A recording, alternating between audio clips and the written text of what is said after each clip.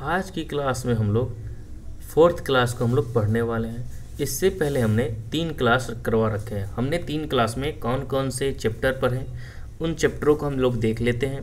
तो हमारा जो पहला चैप्टर था कौन क्या और कहाँ, पहला क्लास का था। और उसके बाद हमने सेकेंड क्लास में मोदी मंत्रिमंडल 3.0, राज्यों की राजधानी, राज्यपाल एवं मुख्यमंत्री, भारत के उच्च न्यायालय, विश्व के देश कौन क्या और कहाँ है, और भारत एवं विश्व में प्रथम, सेकेंड क्लास में हमने पढ़ा था। और हमारा जो थर्ड क्लास था उसमें वर्ष 2023-24 में हुए प्रमुख समझौते को हमने देखा, प्रमुख मोबाइल ऐप और पोर्टल को देखा, ब्रांड एम्बेसडर योजना अभियान संस्था से रिलेटेड जो प्रश्न थे उन सभी को हमने देखा, और भारत रत्न जो मिला है 2024 को उन सभी को हमने जाना। और फिर नेक्स्ट हमारा संयुक्त सैन्य अभ्यास 2023-24। तो हमने कुल 3 क्लासों में 11 चैप्टरों को जो है कवर किया है। तो आज की क्लास में हम लोग 5 चैप्टर को कवर करेंगे। हमारा चैप्टर जो है कौन कौन सा रहने वाला है, तो आज की क्लास में हम लोग पढ़ेंगे 12th नंबर लोकसभा चुनाव, फिर उसके बाद अंतर्राष्ट्रीय संगठन एक दृष्टि में, नेक्स्ट चैप्टर हमारा रहेगा प्रमुख अंतर्राष्ट्रीय सम्मेलन, और 15 नंबर जो चैप्टर रहेगा हमारा प्रमुख राष्ट्रीय सम्मेलन, और 60 नंबर जो हमारा चैप्टर रहेगा वर्ष 2023-24 के हुए प्रमुख ऑपरेशन। यानी आज की क्लास में भी हम लोग 5 टॉपिक को कवर करेंगे।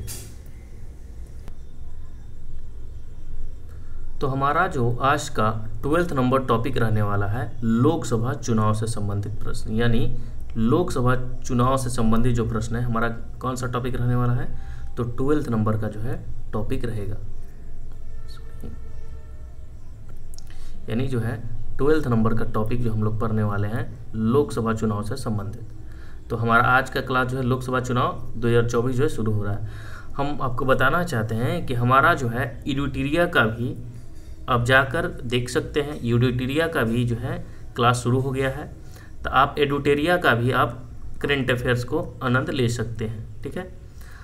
उससे भी मतलब दोनों में आपको सेम ही मिलेगा, लेकिन एडिटोरिया का भी डिमांड था तो हमने एडिटोरिया को भी जो है सिस्टमेटिक वे से करवा रखा है। तो चलिए हम आज की क्लास में जो है आपका समय ज़्यादा व्यतीत ना करते हुए क्लास को हम शुरू करते हैं।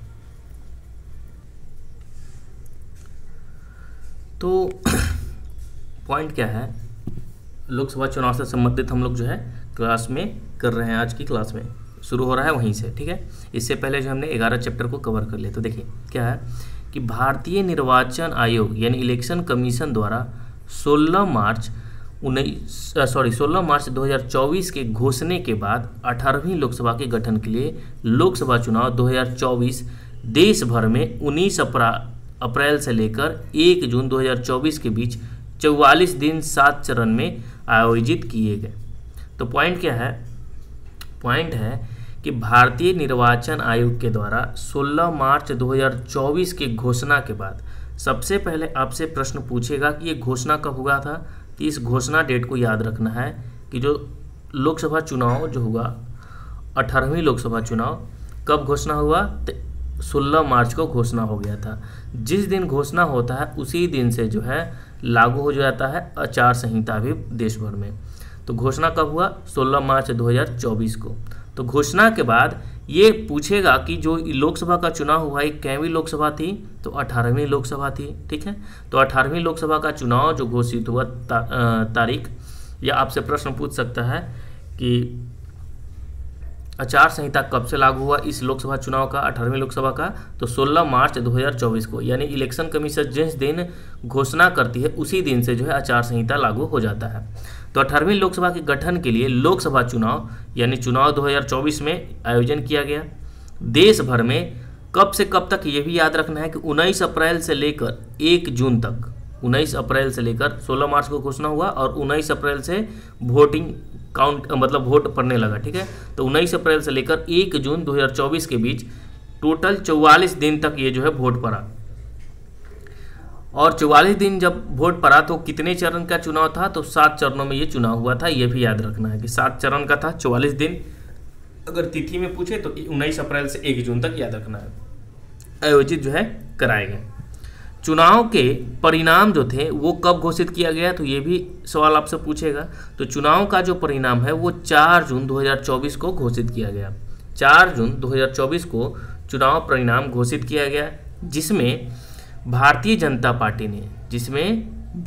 जनता पार्टी यानी बीजेपी ने 240 सीटों पर जीत हासिल की और भाजपा के नेतृत्व वाले गठबंधन एनडीए यानी नेशनल डेमोक्रेटिक अलायंस ने कुल 293 सीट जीती।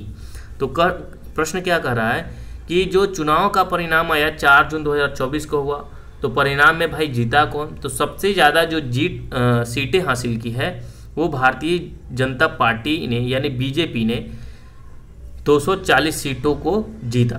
तो ये सवाल जो है आपसे प्रश्न पूछेगा कि बीजेपी ने कितने सीट लाए, तो 240 सीट लाए। ठीक है, ये भी याद रखना है कि जो बहुमत जो है किसी पार्टी के पास नहीं रहा, तो पार्टियां ने गठबंधन की, उसी तरह बीजेपी ने जो है गठबंधन करके एनडीए अलायंस है उसका, और अपनी जो है सत्ता में आते हैं। तो बीजेपी ने सबसे ज़्यादा सीटें 240 सीटें जीत पर हासिल की और भाजपा के नेतृत्व वाले इनका जो गठबंधन है, जैसे कांग्रेस के नेतृत्व में इंडिया अलायंस है, उसी तरह भाजपा के नेतृत्व में एक गठबंधन है एनडीए। ठीक है, एनडीए का फुल फॉर्म याद रखना है नेशनल डेमोक्रेटिक अलायंस होता है। ठीक है, तो एनडीए ने कुल 293 सीट जीते, कितना 293 सीटें जीती। और कांग्रेस पार्टी ने, ये भी पॉइंट याद रखना है कि कांग्रेस पार्टी ने कितने जीती, तो कांग्रेस पार्टी ने 99 सीटें और कांग्रेस के नेतृत्व वाले इंडिया गठबंधन यानी India alliance, Indian national development inclusive alliance, ये फार्मूला जो है याद रखना है, मतलब फुल फॉर्म याद रखना है, उसने 234 सीटें जीती। तो इसमें क्या है पॉइंट मेरे भाई कि एनडीए ने 293 सीटें जीती, हमने देखा एनडीए ने कुल 293 सीटें जीती और भारतीय जनता पार्टी की 244 सीटें थी, जिसमें से 240 जो थी बीजेपी की थी और उसमें जो था बाकी और पार्टियां अलायंस मिलकर एनडीए बन गई। फिर कांग्रेस पार्टी ने जो था इसमें से 99 सीटें जीती। ठीक है, यानी 100 का आंकड़ा भी नहीं पार कर पाई थी, लेकिन अच्छा परफॉर्मेंस रहा, 99 सीटें जीती और उनका जो था गठबंधन भी था, इंडियन अलायंस भी था, तो अच्छे खासा जो है अलायंस ने जीता। तो इंडियन अलायंस ने यानी Indian national development inclusive alliance, इसका फुल फॉर्म याद रखना है इंडिया का। ठीक है, गठबंधन है तो Indian national development inclusive alliance, इसने 234 सीटें जीती। तो इंडियन अलायंस ने कितने टोटल सीटें जीती, 234, और एनडीए ने, जो एनडीए के गठबंधन था, 293 सीटें जीती। और अन्य दलों में, जैसे में कुछ अन्य दल भी थे, कौन कौन, अन्य दल में 10 और निर्दलीय ने 7 सीटें जीती। और इनके अलावा भी कुछ अन्य दल थे, उन्होंने 10 सीटें जीते और निर्दलीय जो थे वो कितने, 7 सीटें जीते। निर्दलीय मतलब किसी दल में नहीं रहते हैं, उन्हें निर्दलीय कहा जाता है, स्वतंत्र रहते हैं। तो निर्दलीय से 7 सीटें थे, जिसमें आपने पप्पू यादव का नाम सुना होगा, वो निर्दलीय से थे। चंद्रशेखर आज़ाद, वो भी उनका जो था तो पार्टी था। ठीक है, तो कितने, 10 अन्य दल और निर्दलीय ने कुल जो है 7 सीटें जीते। लोकसभा का चुनाव 2024 के साथ 4 राज्यों में उड़ीसा, आंध्र प्रदेश, सिक्किम और अरुणाचल प्रदेश की विधानसभा का चुनाव भी हुआ। यानी लोकसभा चुनाव हो रहा था तो उसके साथ 4 राज्य का विधानसभा का भी चुनाव हुआ। ठीक है, कौन कौन से राज्य का हुआ, उड़ीसा राज्य का हुआ, आंध्र प्रदेश राज्य का चुनाव, विधानसभा का चुनाव था, और सिक्किम और अरुणाचल प्रदेश राज्य का जो था विधानसभा चुनाव था। तो लोकसभा चुनाव के साथ साथ किन 4 राज्यों का जो विधानसभा का चुनाव था, ओडिशा, आंध्र प्रदेश, सिक्किम और अरुणाचल प्रदेश, इन 4 राज्य को भी आपको ध्यान रखना है।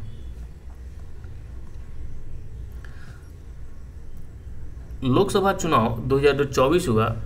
अब हम देख लेते हैं कि पहला चरण में कितने सीटों पे हुआ, दूसरा चरण में कितने सीटों पे हुआ, तीसरा चरण में कितने सीटों पे हुआ, और चौथा चरण में कितने सीटों पे हुआ, और 5वां चरण में कितने सीटों पे हुआ। इसे प्रश्न नहीं पूछे जाते हैं, लेकिन देखिए अगर पहला चरण है यहाँ लिखा हुआ, ठीक है, चरण यहाँ पहला है, दूसरा चरण है, तीसरा चरण है, चौथा चरण है, 5वां चरण है और 6ठा चरण है। ये हमने बताया था कि लोकसभा का जो ये चुनाव हुआ था टोटल 7 चरणों में हुआ। ठीक है, यहाँ जो है सीटों की संख्या भी दी हुई है, ये सीटों की संख्या है, यहाँ राज्य लिखा हुआ है।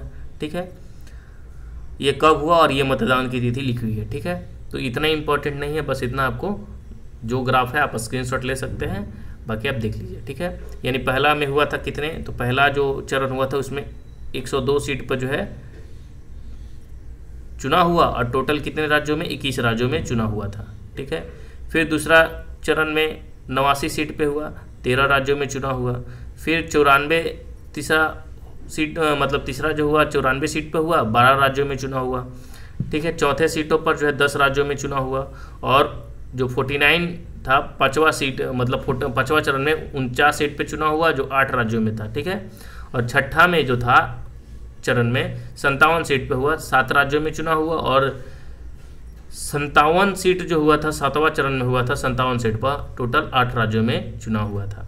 ये कब से कब है ये तिथि भी दिया गया है। ठीक है, अधिसूचना कब हुई और जो है तो पहला चरण का जो था वो 20 मार्च को घोषणा हुआ, दूसरा चरण को 28 मार्च को घोषणा हुआ, तीसरा चरण का 12 अप्रैल को घोषणा हुआ, चौथा चरण 18 अप्रैल को घोषणा हुआ और पांचवा चरण 26 अप्रैल को घोषणा हुआ और छठा चरण 29 अप्रैल को घोषणा हुआ और सबसे अंतिम में जो हुआ 7वां चरण वो 7 मई को घोषणा हुआ। ठीक है, इसका जो मतदान पड़ा 19 अप्रैल को पड़ा पहला चरण का, फिर 26 अप्रैल को दूसरा चरण का पड़ा, 7 मई को तीसरा चरण का पड़ा और 13 मई को चौथा चरण का मतदान हुआ और पांचवा चरण को 20 मई का मतदान हुआ और 25 मई को जो है छठा चरण का मतदान हुआ और लास्ट में 1 जून को अंतिम जो है मतदान हुआ था 1 जून को। ठीक है, तो 7वां चरण वाला याद रखना है कि अधिसूचना 4 मई को हुआ, अंतिम 1 जून को हुआ। ठीक है, और 7वां चरण में टोटल 57 सीट पर जो है चुनाव हुआ था और 8 राज्यों में हुआ था। कुछ भी प्रश्न पूछ सकता है। ठीक है, उसका कोई भरोसा नहीं है। यहाँ जो लिखा हुआ है कि अधि मतलब अधिसूचना है। ठीक है, और अप्रैल ये जो है अप्रैल महीने में का मतलब अप्रैल समझ जाना है। ठीक है, अब जो भी लोकसभा चुनाव 2024 हुए तो एग्ज़ाम की दृष्टि से जो जो महत्वपूर्ण प्रश्न उन सभी को यहाँ दिया हुआ है। तो देखिए पहला क्या था, पूछा है क्वेश्चन कि लोकसभा का जो चुनाव हुआ 2024 का इसका क्रम क्या हुआ था। तो हम सभी जानते हैं कि जो लोकसभा चुनाव 2024 का क्रम था 18वां लोकसभा का चुनाव हुआ था। चुनाव आयोजित कराए गए कितने चरणों में आयोजित कराए गए, तो देखिए चुनाव जो आयोजित कराए गए थे वो 7 चरण में आयोजित कराए गए थे चुनाव। ये भी याद रखना है कि टोटल कितने चरणों में हमने देखा, कब से कब सब तिथि के साथ देखा। तो चुनाव आयोजित कराए गए टोटल 7 चरणों में है चुनाव आयोजित कराए गए थे। चुनाव आयोग का जो था टैग लाइन क्या था ये भी पूछता है। ठीक है, हमने ये जो है एडिटोरिया में भी करा रखा है। तो चुनाव आयोग का टैग लाइन था चुनाव का पर्व या देश का गर्व। ठीक है, तो चुनाव आयोग का टैग लाइन क्या था, चुनाव का पर्व या देश का गर्व। नेक्स्ट है कि चुनाव आयोग का राष्ट्रीय आइकन कौन थे। तो चुनाव आयोग के जो आइकन थे वो सचिन तेंदुलकर को राष्ट्रीय आइकन बनाया गया था चुनाव आयोग के। तो इलेक्शन कमीशन ने जो था किसे राष्ट्रीय आइकन बनाया था, तो सचिन तेंदुलकर। ये इन्हें भारत रत्न भी मिला, पहले व्यक्ति हैं जिन्हें खेल के क्षेत्र में भारत रत्न दिया गया है, सचिन तेंदुलकर को। चुनाव आयोग का युवा आइकॉन कौन था, तो युवा में आइकन की अगर बात करें तो आयुष्मान खुराना एक्टर हैं, हीरो हैं, तो वो युवा आइकन थे। ठीक है, और ऐसे राष्ट्रीय नेशनल आइकन कौन थे, तो नेशनल आइकन सचिन तेंदुलकर और युवा आइकन में याद रखना आयुष्मान खुराना। ठीक है, इसी से प्रश्न पूछे जाएंगे। चुनाव आयोग का दिव्यांग आइकन कौन था, जो दिव्यांग में थे।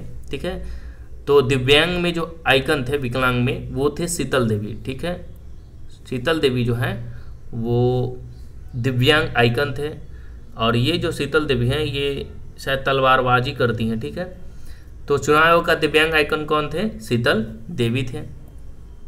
वर्तमान में लोकसभा में सीटों की संख्या कितनी है, तो वर्तमान में लोकसभा में सीटों की संख्या 545 है। ठीक है, इससे भी प्रश्न पूछ लिए जाते हैं। तो टोटल 545 लोकसभा सीटों पे जो है चुनाव हुआ था। ठीक है, चुनाव कितने सीटों के लिए हुआ, तो देखिए 545 में से 543 के लिए जो है चुनाव हुआ था। कितने के लिए, 543 के लिए हुआ।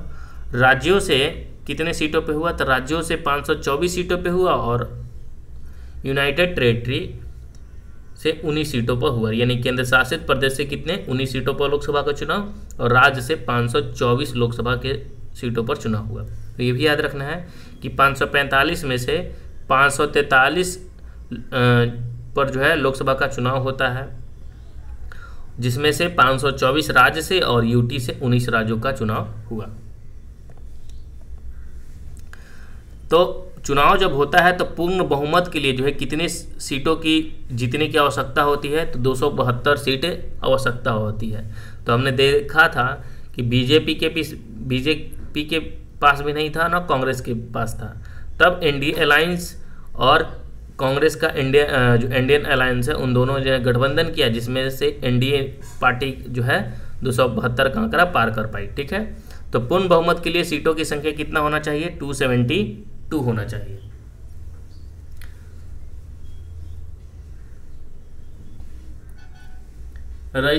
जो रजिस्टर्ड मतदाताओं की कुल संख्या कितनी थी? तो कितने जो थे रजिस्टर्ड मतदाता थे, यानी वोटर देने वालों की संख्या कितनी थी? तो 96.8 करोड़ था। ये भी संख्या याद रखना है, 96.8 करोड़। जिसमें से प्रश्न पूछेगा कि पुरुष और महिला मतदाता की संख्या कितनी थी? तो पुरुष क्रमशः 49.7 और महिला जो थी 47.1 करोड़। तो पुरुषों में मतदाता की संख्या 49.7 और महिला में मतदाता की संख्या 47.1 करोड़ थी। चुनाव में भाग लेने वाले मतदाता की संख्या कितनी थी? तो चुनाव में भाग लेने वाले मतदाता की संख्या 64.2 करोड़ थी। चुनाव में भाग लेने वाले मतदाता की संख्या जो थी 64.2 करोड़ थी। चुनाव में भाग लेने वाली महिला मतदाता की संख्या कितनी थी? तो चुनाव में भाग लेने वाली महिला मतदाता की संख्या 31.2 करोड़ था। महिला मतदाता की चुनाव में भाग लेने वाले यानी 96.8 करोड़ के पास जो था ना, वो मतदाता पत्र होता है। ठीक है, जिसमें से 64.2 करोड़ ही लोग वोट दिए, जिसमें से महिला थी 31.2 करोड़ महिला मतदाता थी, याद रखना है। तो 96.8 करोड़ टोटल था, जिसमें से 49.7 पुरुष था। जैसे कहने का मतलब है कि टोटल कितना था? 96.8। इसमें से महिला जो थी 47.1 करोड़ थी और पुरुष जो थे 49.7 थे। लेकिन टोटल थोड़ी ना सब वही वोट दे देते हैं। ठीक है, कोई अन्य शहर में रहते हैं तो कोई वोट देने नहीं जाता है। तो इसलिए जो है 96.8 करोड़ में से मात्र 64.2 करोड़ ही लोग वोट दे पाए। ठीक है, और 64.2 करोड़ में 31.2 करोड़ जो है महिला ने वोट दिया।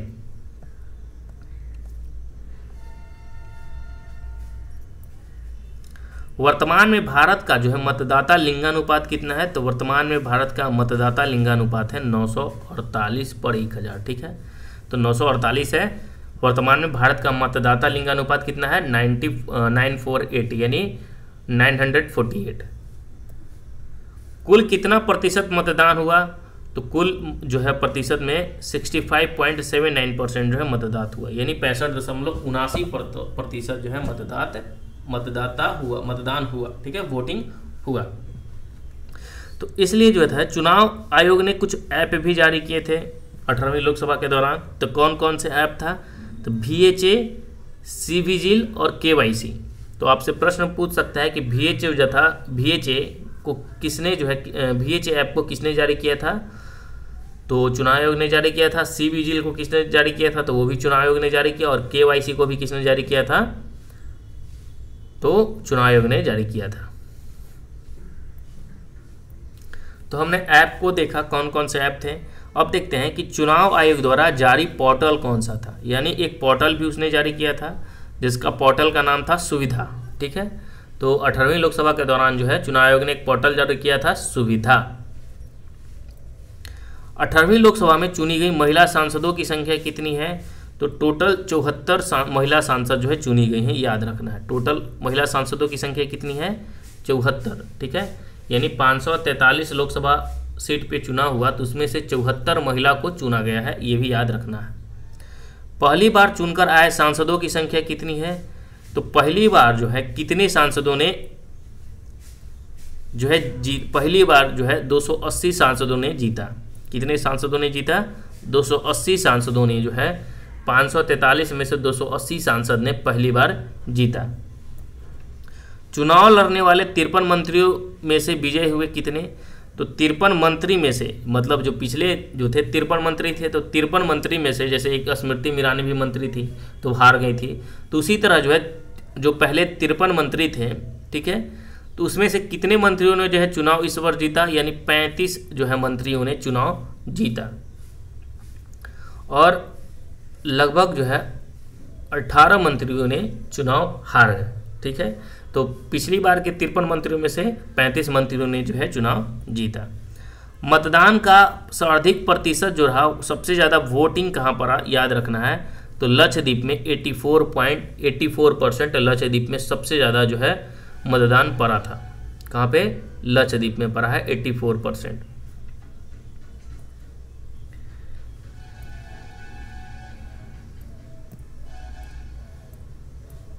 तो लक्षद्वीप में 84% जो है मतदान हुए, ये भी याद रखना है। नेक्स्ट है कि मतदान का न्यूनतम प्रतिशत जो है कहाँ का रहा, सबसे कम वोट कहाँ पर है, तो बिहार में सबसे कम वोट पड़े 56%।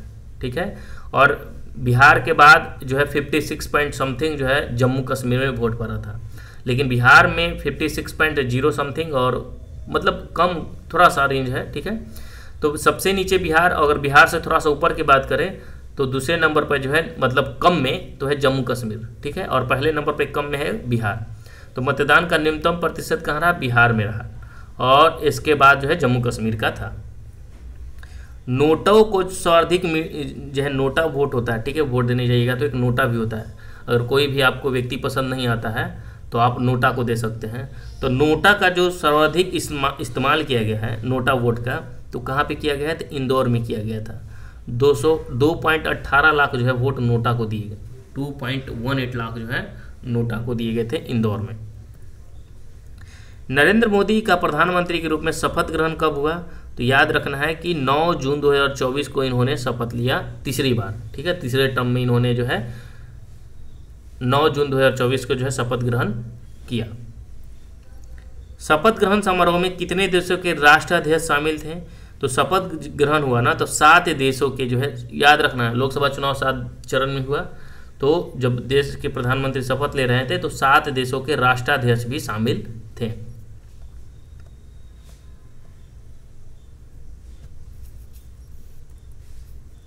अठारहवीं लोकसभा में चुनकर आए पार्टियों की कुल संख्या कितनी थी? तो 18वीं लोकसभा में टोटल 41 पार्टियों जो है चुनकर आए। कितने पार्टियों ने चुनकर आए 18वीं लोकसभा में? तो 41 पार्टियों ने जो है चुनकर आए। निर्विरोध निर्वाचन सांसद जो थे वो कौन थे? एक ऐसे व्यक्ति थे सूरत से सीट से, बीजेपी के थे। वहाँ पे जो है 3-4 लोगों ने जो है पर्ची दाखिल की थी, लेकिन उनका जो है ना दाखिला रद्द कर दिया जाता है इलेक्शन कमीशन के द्वारा। ठीक है, तो वहाँ मात्र एक ही जो है फाइनल बचते हैं, मुकेश दलाल। तो बिना काउंटिंग से पहले ही ये पहले थे मुकेश दलाल जिन्होंने चुनाव को जीत लिया था। तो निर्विरोध निर्वाचित सांसद कौन थे? मुकेश दलाल। ये कहाँ के थे? तो बीजेपी सूरत सीट से जीते थे। बीजेपी सूरत सीट से ही इन्होंने जीत हासिल की थी, बीजेपी सूरत सीट से। बहुत ही लकी इंसान। ठीक है, अब इतना लकी कि चुनाव में सिर्फ नामांकन पर्ची डाले और इनके विपक्ष में कोई सभी का जो है नामांकन ही रद्द कर दिया गया। तो मुकेश दलाल जो थे वो बीजेपी सूरत पार्टी से थे, तो निर्विरोध चुनाव सांसद बने। नेक्स्ट है कि कम उम्र में सांसद बनने वाली आदिवासी महिला कौन थी? तो आदिवासी महिला सबसे कम उम्र की कौन थी? प्रियंका जारकीहोली। प्रियंका जारकीहोली जो थी सबसे कम उम्र की सांसद बनने वाली आदिवासी महिला थी, प्रियंका जारकीहोली।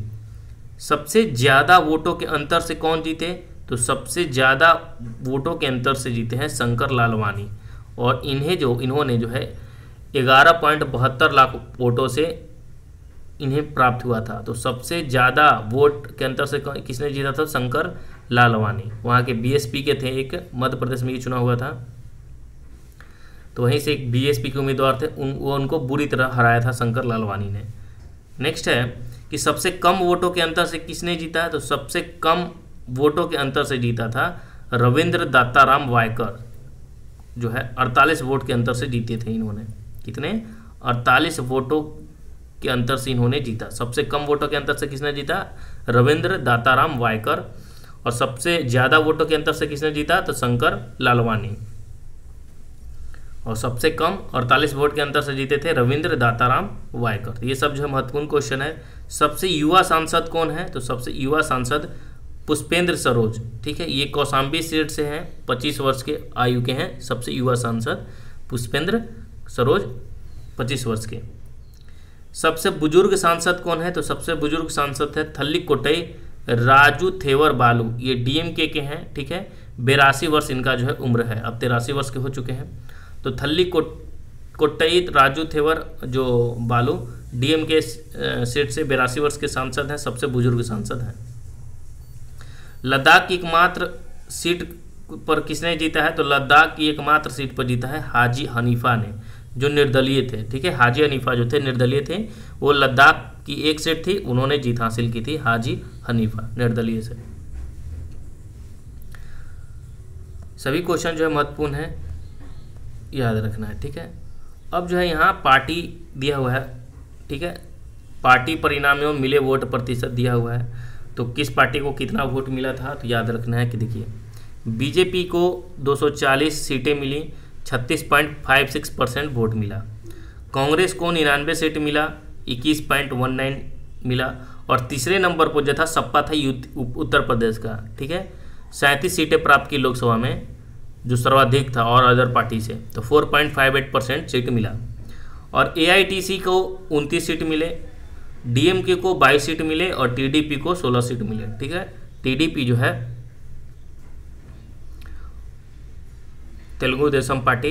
तो याद रखना है कि बीजेपी को 240 सीट, कांग्रेस को 99 सीट, सपा को 37 और एआईटीसी को 29 सीट, डीएमके को 22 सीट और टीडीपी को 16 सीट प्राप्त हुई, ठीक है। कुछ और पार्टियां में याद रखना है कि जदयू को जो मिला है 12 सीट, जो बिहार से है, ठीक है। सशुद्ध पार्टी को जो है 9 सीट मिले हैं, एनसीपी 8 सीट मिले हैं, शिवसेना को 7 लोकसभा का सीट मिला है, लोजपा को जो है 5 सीट इन्हें मिला था और 5 सीट पे इसने जीत हासिल की थी, ठीक है। वाईएसआरसीपी जो है 4 सीट मिला है, वाईएसआरसीपी को 4 लोकसभा का सीट। और उसी प्रकार जो है राजद की अगर बात करें तो राजद ने जो है 4 सीटों पे जीत हासिल की, सीपीआईएम ने 4 सीटों पर, आप ने जो है 3 सीट पर, ठीक है। ये जो आम आदमी पार्टी है वो 3 सीट लोकसभा सीट पे जीता, और हम जो था हम, ठीक है, जीतराम मांझी का पार्टी है 1 सीट पर, और एनसीपी को 1 और एआईएमआईएम को जो भी है 1 सीट पर जो है जीत हासिल हुआ है।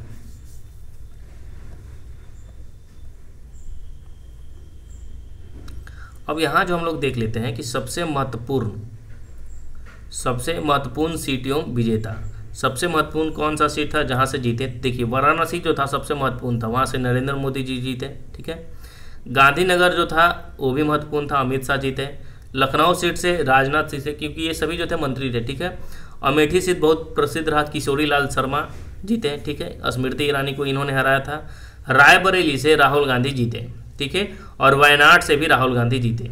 तो रायबरेली से भी राहुल गांधी जीते और वायनाड से भी जो है राहुल गांधी ने जीत हासिल की। वाराणसी से नरेंद्र मोदी, गांधीनगर से अमित शाह, लखनऊ से राजनाथ सिंह, अमेठी से किशोरी लाल शर्मा और रायबरेली से राहुल गांधी जीत हासिल किए। वायनाड से राहुल गांधी जीत हासिल किए। अयोध्या से जो है अवधेश प्रसाद ने जीत हासिल की। मंडी से कंगना रनावत ने जीत हासिल की। नगीना से चंद्रशेखर रावण ने जीत हासिल की। नगीना, ठीक है, ये भी मालूम होना चाहिए, फेमस था चंद्रशेखर रावण जो नगीना से जीत हासिल किए। और मंडी से कंगना रनावत भी फेमस थी, वो भी मंडी से जीते, ठीक है। ऐसे ऐसे लोग जीते हैं, इस बार मतलब कि उम्मीद नहीं था वो लोग जीते हैं, ठीक है। चंद्रशेखर रावण तो फेमस भी थे वहाँ से, नगीना से, ठीक है। इनका केतली छाप था। कन्नौज से जो था अखिलेश यादव जी जीते और मेरठ से अरुण गोविल जीते और बहरामपुर से जो है यूसुफ पठान जीते, पश्चिम बंगाल की, ठीक है। ये ममता बनर्जी की जो है सीट से चुनाव लड़ रही थी, यूसुफ पठान लड़ रहे थे, ठीक है। तो इन सभी सीट जो थे महत्वपूर्ण थे, वाराणसी, गांधीनगर, लखनऊ, अमेठी, रायबरेली, वायनाड, ठीक है। अयोध्या से अवधेश प्रताप, मंडी से कंगना रनावत, हिमाचल प्रदेश मंडी से थी कंगना रनावत, नगीना से चंद्रशेखर रावण, कन्नौज से अखिलेश यादव जो जीते हैं वो कहाँ से हैं? जो तीसरी सबसे बड़ी पार्टी थी सपा की, अखिलेश यादव की, तो कन्नौज से जीते हैं। और मेरठ से जो है अरुण गोविल जीते हैं। अरुण गोविल जो है जो रामायण का जो है किरदार, राम जी का जो है किरदार निभाया था अरुण गोविल, वो मेरठ से जीते हैं, ठीक है। और बहरामपुर से यूसुफ पठान जीते हैं। तो हम लोगों ने लोकसभा चुनाव से संबंधित जो भी प्रश्न थे हमने कवर किया। अब जो है हमारा नेक्स्ट टॉपिक हुआ है 13 नंबर चैप्टर, अंतर्राष्ट्रीय संस्था संगठन, ठीक है। तो अंतर्राष्ट्रीय संस्था और संगठन का स्थापना, मुख्यालय, प्रमुख अध्यक्ष कौन है, महासचिव कौन है और कितने सदस्य हैं, इससे भी प्रश्न पूछे ही जाते हैं। 1-2 प्रश्न आपको मिल जाएंगे किसी भी एग्जाम में। तो एक दृष्टि में जो है इससे भी हम निपटा देते हैं। ठीक है, देख लेते हैं। तो थोड़ा सा आपको एडजस्ट करना पड़ेगा क्योंकि इससे ज़्यादा जूम नहीं हो सकता, क्योंकि इसमें जो है सारे प्रश्न जो है इम्पोर्टेंट है। तो पहला हमारा संगठन है अंतर्राष्ट्रीय श्रम संगठन यानी ILO। सॉरी, इसको छोटा स्मॉल करना पड़ेगा। हाँ, तो पहला संगठन है हमारा अंतर्राष्ट्रीय श्रम संगठन। ठीक है, अब अंतर्राष्ट्रीय श्रम संगठन ने का जो स्थापना हुआ था ILO, ठीक है, इंटरनेशनल लेबर ऑर्गेनाइजेशन होता है इसका फुल फॉर्म। तो ILO का जो स्थापना हुआ था 1919 में किया गया था। मुख्यालय कहाँ है ILO का? जिनेवा है। ठीक है, और इसके जो महासचिव हैं गिलबर्ट हैंगबो हैं। ठीक है, गिलबर्ट होंगबो, ठीक है, माफ़ कीजिएगा, गिलबर्ट होंगबो हैं। और सदस्य देशों की संख्या जो है, कितने सदस्य इसमें शामिल है? तो 187 देश हैं। ठीक है, और 187वां देश भी आपको याद रखना है कि टोंगा जो है 187वां देश का जो है मेंबर है, टोंगा। ठीक है, तो ILO में कितने हैं देश सदस्यों की संख्या? 187 याद रखना है। तो अंतर्राष्ट्रीय श्रम संगठन का स्थापना कब हुआ? 1919 में स्थापना हुआ। जिनेवा मुख्यालय है और इसके जो महासचिव हैं अभी वर्तमान में गिलबर्ट होंगबो हैं, और सदस्य देशों की संख्या 187 है। जितनी बार आप रिपीट कीजिएगा उतना आपके लिए फ़ायदा होगा। तो समझिए कि आपके लिए सब रामबाण है करंट अफेयर्स का। ठीक है, नेक्स्ट है इंटरपोल। इंटरपोल का जो है कब स्थापना होता है? तो इंटरपोल का स्थापना होता है 1924 में। इंटरपोल की स्थापना होती है 1924 में। इसका जो मुख्यालय है ना वो लियोन्स है। ठीक है, लियोन्स कहाँ में है? तो फ्रांस में है। तो इंटरपोल जो एक संगठन है, ठीक है, तो इंटरपोल का जो मुख्यालय है, अंतर्राष्ट्रीय संगठन ही है, इसका जो मुख्यालय है लियोन्स फ्रांस में है और इसकी स्थापना 1923 में होती है। और इसके जो महासचिव हैं जुर्गेन स्टॉक हैं। जुर्गेन स्टॉक जो है इंटरपोल के महासचिव हैं और इंटरपोल में जो है 194 कंट्रीज सदस्य शामिल हैं और 194 जो सदस्य हैं वो किरीबाती हैं। 194वां सदस्य कौन है? किरीबाती। ILO का 187वां सदस्य कौन है? टोंगा। और इंटरपोल का 194वां सदस्य है किरीबाती। स्थापना इंटरपोल का 1923 में। इंटरपोल का मुख्यालय लियोन्स फ्रांस में और इंटरपोल के महासचिव कौन है? Jurgen stock. याद रखना है। बस आप कहीं भी अगर काम कर रहे हैं, किचन में हैं, खाना बना रहे हैं या कुछ भी कर रहे हैं, ठीक है, स्टूडेंट हैं आप, तो कहीं पे आप ऑन कीजिए, रख दीजिए, बस आप सुनते रहिए गाने की तरह। ठीक है, आपका जो है सारा रिवीजन भी हो जाएगा। और अगर स्लो लगे तो आप 2x कर दीजिएगा, 1.75 कर दीजिएगा या 1.5x कर दीजिएगा। आप जो है फास्ट करके देख सकते हैं अगर स्लो लगे तो। ठीक है, नेक्स्ट है राष्ट्रमंडल कॉमनवेल्थ। तो कॉमनवेल्थ की जो स्थापना होता है 1931 में होता है। राष्ट्रमंडल खेल जो होता है कॉमनवेल्थ गेम, तो उसकी स्थापना कब होती है? 1931 में होती है। कहाँ में होता है? तो इसका जो मुख्यालय है कॉमनवेल्थ का, राष्ट्रमंडल का मुख्यालय है लंदन, यूनाइटेड किंगडम। ठीक है, और इसके जो महासचिव हैं राष्ट्रमंडल के, पेट्रिसिया स्कॉटलैंड यहाँ के महासचिव हैं। तो राष्ट्रमंडल खेल के जो है महासचिव कौन है? Patricia Scotland. सदस्य देशों की संख्या कितनी है? तो 54 सदस्य देश हैं और 54वां सदस्य कौन है? तो मालदीव है। याद रखना है। तो 54वां सदस्य देश कौन है? तो मालदीव जो है 54वां सदस्य देश है मालदीव। याद रखना है मालदीव को। तो राष्ट्रमंडल का स्थापना 1931 में। राष्ट्रमंडल का मुख्यालय लंदन। महासचिव कौन है? Patricia Scotland. और सदस्य देशों की संख्या कितनी है? 54 है। और 54वां देश कौन है? तो मालदीव है। नेक्स्ट है यूएनओ, संयुक्त राष्ट्र संघ। यूएनओ के बारे में बहुत प्रसिद्ध है यूएनओ। तो यूएनओ जो है संयुक्त राष्ट्र संघ, 1945 में इसकी स्थापना होती है, द्वितीय वर्ल्ड वार के बाद, सेकेंड वर्ल्ड वार के बाद। तो यूएनओ का जो स्थापना होता है इसमें 1945 में होता है। इसका जो मुख्यालय है यूएनओ का न्यूयॉर्क, अमेरिका में है। ठीक है, अमेरिका की में ही है। न्यूयॉर्क बहुत अच्छा शहर है। और इसके जो प्रमुख हैं, अध्यक्ष हैं या महासचिव, कुछ भी समझें, तो इसके कौन है प्रमुख? एंटोनियो गुटारेस। अभी जो है वर्तमान में अध्यक्ष हैं, कौन है? एंटोनियो गुतरेस जो है यूएनओ के महासचिव या अध्यक्ष समझे। ठीक है, इसके सदस्यों की संख्या कितने हैं? तो यूएनओ में 193 सदस्य शामिल हैं और 193 नंबर का जो सदस्य है वो कौन है? दक्षिण सूडान। तो यूएनओ का स्थापना कब? 1945 में। मुख्यालय न्यूयॉर्क अमेरिका में और प्रमुख अध्यक्ष या महासचिव समझे एंटोनियो गुतारेस हैं और इसमें सदस्य देशों की संख्या 193 है और 193वां देश कौन है? तो दक्षिणी सूडान है। नेक्स्ट है अंतर्राष्ट्रीय मुद्रा कोष यानी IMF। तो IMF का स्थापना भी होता है 1945 में। IMF का स्थापना कब होता है? 1945 में। तो IMF का जो स्थापना होता है 1945 में होता है। मुख्यालय वाशिंगटन DC अमेरिका में ही है। अमेरिका की राजधानी है वाशिंगटन DC, ठीक है। और इसके जो प्रमुख होते हैं या अध्यक्ष क्रिस्टलिना जॉर्जिएवा, ठीक है। तो क्रिस्टलिना जॉर्जिएवा जो है IMF के महासचिव हैं, अध्यक्ष है या प्रमुख है, ठीक है। और IMF में कितने देश हैं? तो 190 देश हैं, यानी 190 देश हैं शामिल। और 190वां देश कौन है IMF का? तो अंडोरा है। तो यूएनए में 193 मेंबर है, IMF में 119 मेंबर है। और अगर हम बात करें विश्व बैंक की, वर्ल्ड बैंक की, तो वर्ल्ड बैंक की स्थापना कब होती है? तो 1945 में ही स्थापना होती है और वाशिंगटन DC मुख्यालय है। इसके अध्यक्ष कौन है वर्ल्ड बैंक के? तो अजय बंगा है, ठीक है। भारत मूल के अमेरिकी व्यक्ति हैं। तो ये जो है अध्यक्ष हैं अजय बंगा और इसमें सदस्य देशों की संख्या 189 है और 189वां सदस्य कौन है? तो नौरू है, 189 सदस्य देश। नेक्स्ट है खाद्य एवं कृषि संगठन FAO। तो FAO की स्थापना कब होती है? तो 1945 में। 1945 में FAO की स्थापना होती है और इसका जो मुख्यालय है रोम इटली में है और इसके जो अध्यक्ष हैं क्यू डोंगो हैं अध्यक्ष या प्रमुख FAO के और इसमें सदस्य देशों की संख्या 197 है। फिर उसी समय अंतर्राष्ट्रीय न्यायालय ICJ का जो है स्थापना होता है। तो ICJ का स्थापना 1945 में होता है। इसका मुख्यालय द हेग में, ठीक है।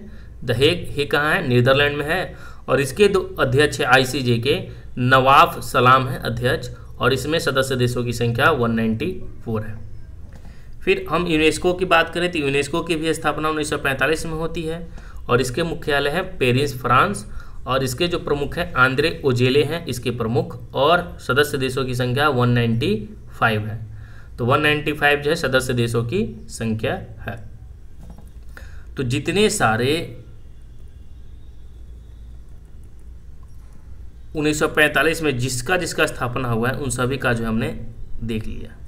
यूएनए का स्थापना 1945, IMF का स्थापना 1945, वर्ल्ड बैंक का स्थापना 1945, FAO का स्थापना 1945, ICJ यानी अंतर्राष्ट्रीय न्यायालय इंटरनेशनल कोर्ट जस्टिस का जो है स्थापना 1945 और यूनेस्को का स्थापना जो है 1945। तो सेकेंड वर्ल्ड वॉर के बाद जो UNA, IMF, world bank, FAO, ICJ और यूनेस्को की स्थापना की गई थी, ठीक है। नेक्स्ट है क्वेश्चन संयुक्त राष्ट्र बाल कोष यानी यूनिसेफ। यूनिसेफ का जो स्थापना होता है वो कब होता है? तो ये भी याद रखना है। यूनिसेफ का स्थापना होता है 1946 में और मुख्यालय कहाँ है? न्यूयॉर्क में यूनिसेफ का मुख्यालय है और इसके जो प्रमुख है यूनिसेफ के कैथरीन रसेल हैं और इसमें सदस्य देशों की संख्या कितनी है? 191। नेक्स्ट है हमारा प्रश्न विश्व स्वास्थ्य संगठन। तो विश्व स्वास्थ्य संगठन WHO की अगर बात करें तो विश्व स्वास्थ्य संगठन का स्थापना कब होता है? 1948 में होता है। विश्व स्वास्थ्य संगठन का जो स्थापना होता है कब होता है? तो 1948 में होता है। WHO की स्थापना 1948 में और इसका जो मुख्यालय है जेनेवा है। WHO का मुख्यालय जेनेवा है और इसके जो अध्यक्ष है टेड्रोस अधानोम है WHO के और इसमें सदस्य देशों की संख्या 194 है। ये भी आपको मालूम होना चाहिए।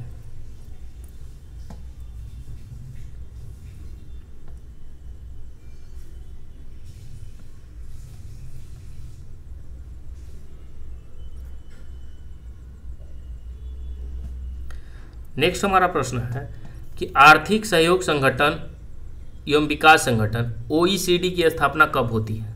तो देखिए आर्थिक सहयोग एवं विकास संगठन OECD की स्थापना 1961 में होती है और इसका जो मुख्यालय है पेरिस फ्रांस में। OECD का मुख्यालय कहाँ है? पेरिस फ्रांस में। और OECD के जो महासचिव हैं माथियास कॉर्मन है और इसमें जो है 37 देश शामिल है और 37वां देश जो है कोलंबिया है। ये भी याद रखना है। तो OECD का स्थापना 1961, मुख्यालय पेरिस फ्रांस, और OECD का महासचिव माथियास कामन है, और इसमें जो है OECD में 37 देश है, 37वां देश जो है कोलंबिया है। नेक्स्ट है नाटो। नाटो बहुत इंपॉर्टेंट है। नाटो की स्थापना होता है 1949 में, ठीक है, नॉर्थ अटलांटिक ट्रीटी ऑर्गेनाइजेशन।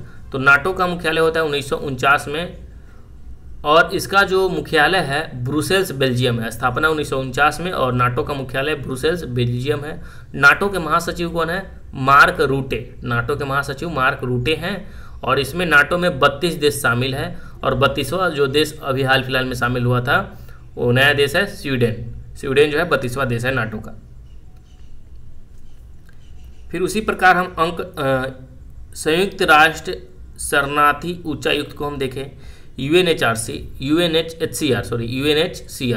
तो यूएनएचसीआर की जो स्थापना होता है, संयुक्त राष्ट्र शरणार्थी उच्चायुक्त की जो स्थापना होता है 1950 में होता है। इसका मुख्यालय जिनेवा है, और उच्चायुक्त कौन है? फिलिपो गांड्री। तो यूएनएचसीआर के जो उच्चायुक्त कौन है? फिलिपो गांड्री हैं। इसमें जो है 135 देश शामिल है, यानी 135 जो है देश शामिल है। यूरोपियन संघ में कितने देश शामिल हैं, ये भी प्रश्न पूछता है। तो देखिए, नाटो में कितने हैं? तो 32 देश शामिल हैं। यूरोपीय संघ में की स्थापना सबसे पहले 1958 में होती है, और इसकी जो मुख्यालय है यूरोपीय संघ का ब्रुसेल्स बेल्जियम है। नाटो का भी मुख्यालय ब्रुसेल्स बेल्जियम है, और यूरोपीय संघ का भी मुख्यालय ब्रुसेल्स बेल्जियम है। इसके जो अध्यक्ष हैं उर्सुला वान डेर हैं। उर्सुला वान डेर लेयन जो है इसके अध्यक्ष है यूरोपीय संघ के, और इसमें जो है 27 देश शामिल हैं। ब्रिटेन पहले हिस्सा था, अब ब्रिटेन जो है अब यूरोपीय संघ का सदस्य नहीं है। नेक्स्ट है ओपेक।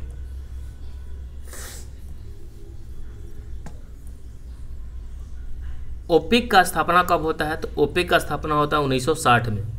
ओपेक की स्थापना कब होती है? 1960 में, और इसकी जो राजधानी है वियना है। ओपेक की राजधानी है वियना, राजधानी बोल रहे हैं। ओपेक की जो मुख्यालय है वियना, ऑस्ट्रिया की राजधानी होती है वियना, ठीक है। और इसकी ओपेक की जो स्थापना होता है 1960 में, और इसके जो महासचिव हैं हैथम अलघीस है। ओपेक के महासचिव कौन है? हैथम अलघीस। और ओपेक में टोटल 13 देश शामिल हैं। कतर एवं इक्वाडोर अब बाहर हो गया है, ठीक है। तो वर्तमान में अब 13 हुआ है, पहले 15 को था, अब 13 है, जिसमें से ओपेक से कतर और इक्वाडोर जो है अब बाहर निकल गया है।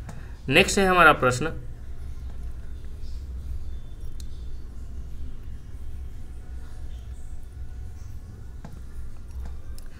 कूटनिरपेक्ष, ठीक है।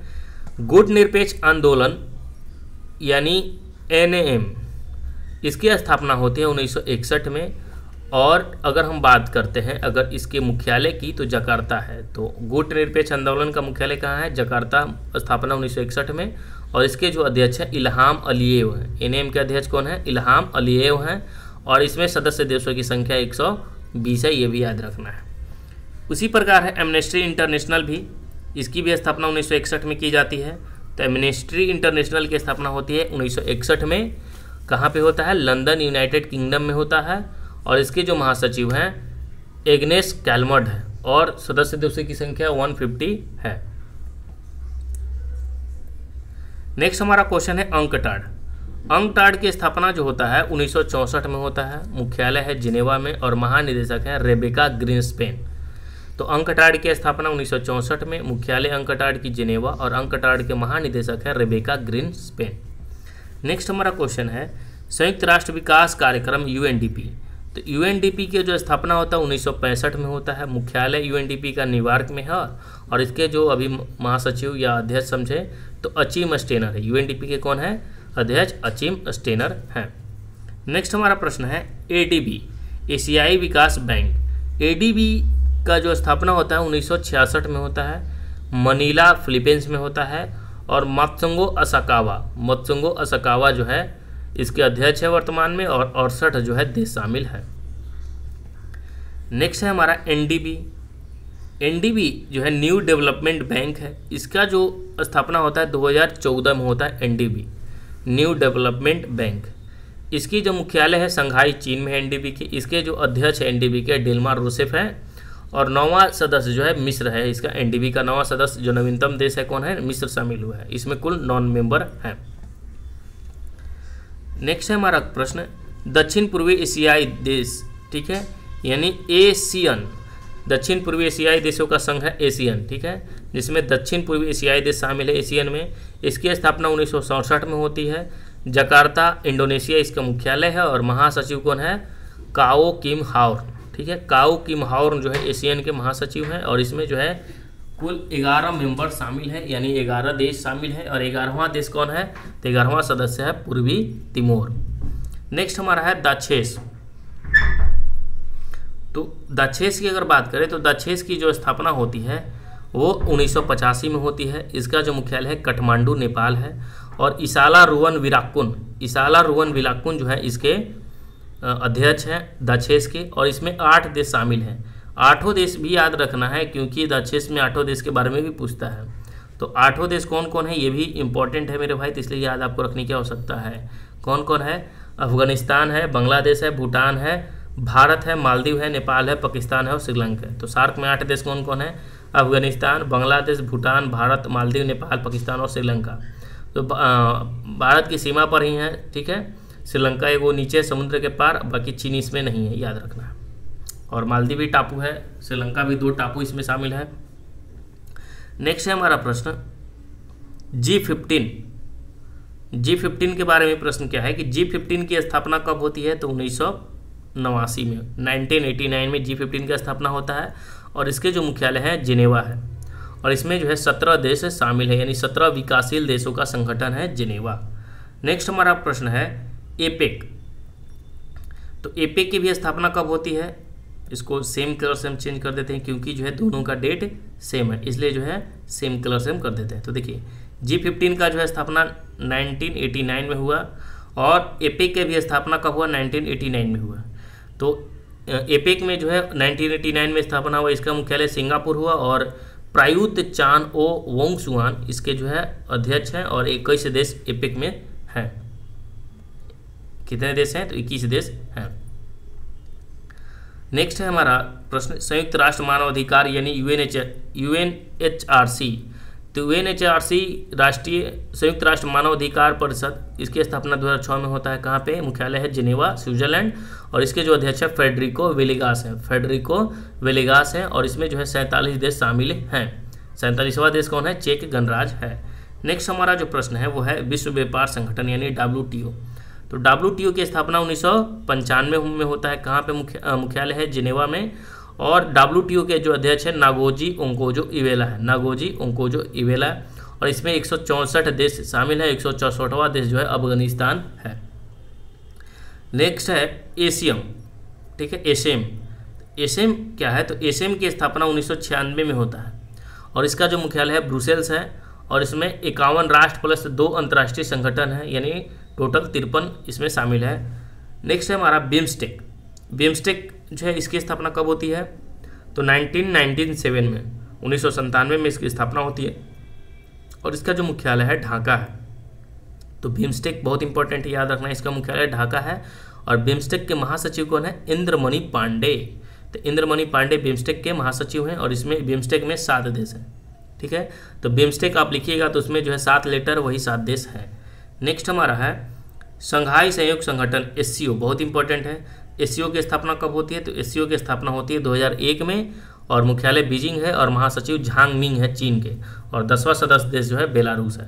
नेक्स्ट है अंतर्राष्ट्रीय आपराधिक न्यायालय ICC। तो ICC का मुख्यालय है हेग नीदरलैंड, इसकी स्थापना 2002 में होती है। पियोत्र हॉफमैन्स्की इसके जो है महासचिव हैं और इसमें जो है 124 देश शामिल हैं।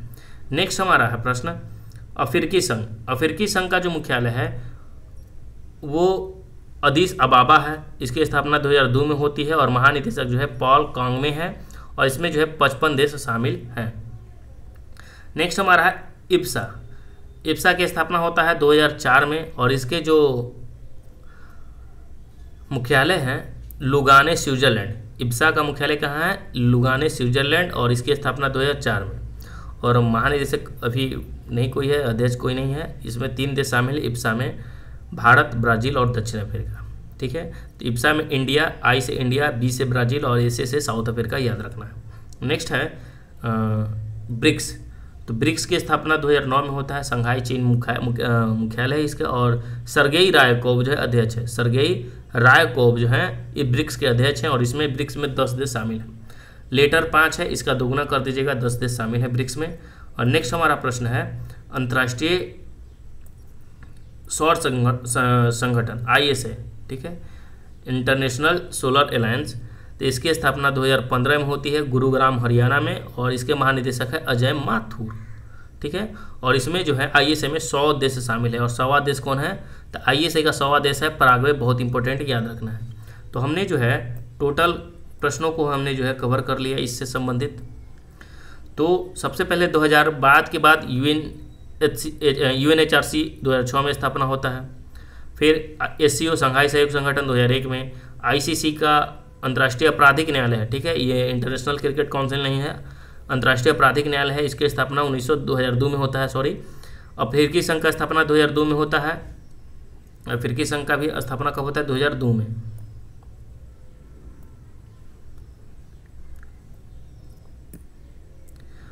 तो अफ्रीकी संघ हो गया और अंतर्राष्ट्रीय आपराधिक न्यायालय ICC, इसकी भी स्थापना 2002 में होता है, ठीक है। तो हमने जो है कवर कर लिया। तो हमारा जो नेक्स्ट टॉपिक है वो है प्रमुख अंतर्राष्ट्रीय सम्मेलन, यानी प्रमुख अंतर्राष्ट्रीय सम्मेलन 2023-24 में हुआ, उन सभी को हम देख लेते हैं। तो धैर्य रखिए, ठीक है, क्लास कुछ देर और चलेगा क्योंकि हमने जो है 5 टॉपिक को क्लियर करना है। तो हमने भी जो 2 टॉपिक को क्लियर किया और अभी 3 टॉपिक बचे हुए छोटे छोटे हैं, ठीक है। तो धैर्य रखकर जो है सुनते रहिए, ठीक है। तो प्रमुख अंतर्राष्ट्रीय सम्मेलन जो है 2023-24, इन सभी को हम लोग कवर करते हैं।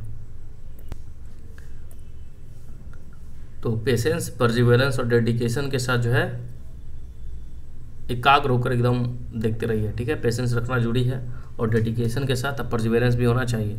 तो देखिए क्या है, हमारा टॉपिक जो क्लियर है वही रहा है, 2 चैप्टर क्लियर हो गया। अब देखते हैं 3rd चैप्टर जो हमारा आज का है। तो 24वां HCO शिखर सम्मेलन 2024 का आयोजन किया गया है, 24 नंबर का HCO शिखर सम्मेलन किया गया, ठीक है। तो इसका आयोजन कहाँ हुआ, उन सभी को देखते हैं। तो देखिए इसका आयोजन जो हुआ 4 जुलाई 2024 को किया गया। आयोजन किया कहाँ गया है, तो अस्ताना कजाकिस्तान में आयोजन किया गया है, ठीक है। अस्ताना कजाकिस्तान में आयोजन किया गया है। तो इसको सेम कलर से हम, ठीक है, छोड़िए। तो आयोजन जो है इसका कब किया गया, अध्यक्ष इसके कौन है, भारत का प्रतिनिधित्व कौन किया, 10वां नया सदस्य इसमें कौन शामिल हुआ है और 23वां सम्मेलन कहाँ हुआ था। तो इन सभी प्रश्नों को हम देखते हैं। तो देखिए HCO शिखर सम्मेलन जो 2024 हुआ, ये क्रम में अगर याद रखना है 24 क्रम है, ठीक है, 24वां क्रम है HCO। और इससे 24वें HCO शिखर सम्मेलन का आयोजन जो हुआ कहाँ में हुआ, तो अस्ताना कजाकिस्तान में हुआ। कहाँ पे हुआ, अस्ताना कजाकिस्तान में किया गया है। तो याद रखना है कि अस्ताना कजाकिस्तान में इसका आयोजन किया गया है।